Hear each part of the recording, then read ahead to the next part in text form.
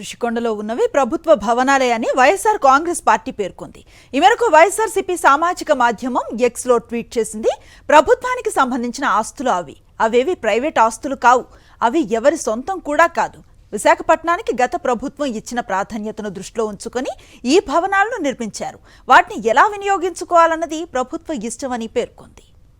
విశాఖ ఋషికొండపై ఉన్న ప్రభుత్వ భవనాల్లోకి వెళ్లి ఫోటోలు తీయించి వాటికి వక్రీకరణలు జోడించి బురద చల్లాలని ప్రయత్నించడం వెనుక ఉద్దేశాలేంటో ప్రజలు గమనిస్తున్నారు. 1995 నుంచి విశాఖపట్నం ఆర్థిక రాజధాని అని చంద్రబాబు ఊదరగొడుతూనే ఉన్నారు.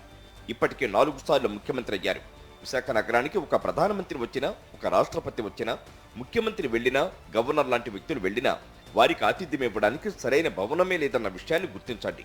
ఋషికొండ రిసార్ట్స్ భవనాల్లోకి వెళ్లి ఫోటోలు తీసి పైత్యం ప్రదర్శించడం వల్ల మీకు మానసిక తృప్తి కలుగుతుందేమో కానీ విశాఖపట్నం ప్రజలకు మేలు జరగదని సామాజిక మాధ్యమం ఎక్స్ లో పేర్కొంది వైఎస్ఆర్సీపీ.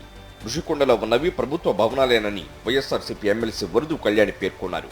ఇలా ప్రతి ఒక్కరూ అక్కడికి వెళ్లి చీటికి మాటికి తమ పార్టీపై దుష్ప్రచారం చేయడం తగదన్నారు. ఆమె ఆదివారం సాక్షితో మాట్లాడుతూ అవేమీ ప్రైవేట్ ఆస్తులు కావని తమ ప్రభుత్వం అధికారంలో ఉండగానే స్పష్టం చేస్తుందని గుర్తు చేశారు. ప్రజలు విజ్ఞులు అన్నీ గమనిస్తూనే ఉంటారు. టీడీపీ ఎమ్మెల్యేలు చెప్పినంత మాత్రాన ప్రజలు నమ్మే ప్రసక్తే లేదు. అధికారం ఇచ్చింది ప్రజలకు సేవ చేయమని, కల్పిత కథలు సృష్టించి వైఎస్ఆర్సీపీపై నిందలు వేయమని కాదు అని చెప్పారు. ఉద్దేశపూర్వకంగా వ్యవహరిస్తే టీడీపీ వారికి నష్టమన్నారు ఎమ్మెల్సీ వరదు కళ్యాణి.